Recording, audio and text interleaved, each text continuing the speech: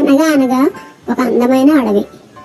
ఆ అడవిలో జంతువులన్నీ కూడా ఎంతో స్నేహంగా ఉండి ఆడుకుంటూ ఉంటాయన్నమాట. పిల్ల జంతువులు అయితే ఎవరికి హాని తలపెట్టకుండా చక్కగా వాటికి ఒకరికొకరు సాయం చేసుకుంటూ ఆడుకుంటూ ఉంటాయన్నమాట.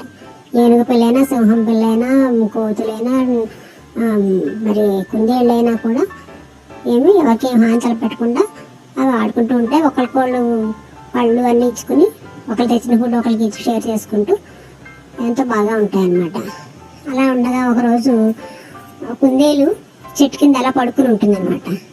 ఉండేసరికి వచ్చి చూస్తుంది అన్నమాట. మిగతా జంతువులు చూస్తే అయ్యో అదేంటి కుందేలు ఇలా ఎందుకు పడిపోయిందని లేవతీసి అడిగితేనేమో కుందేలు అంటుంది, నేను ఇందాక మన అడవులని ఒక వేటగాడిని చూశాను, మరి జంతువుల్లో ఎవరైనా పట్టుకెళ్ళిపోతాడేమో అని భయం వేసింది నాకు, అందుకని అలా పడుకుని నటించాను. మన వాళ్ళు ఎవరైనా వచ్చే వరకు నేను కదలకుండా అలాగే ఉన్నాను.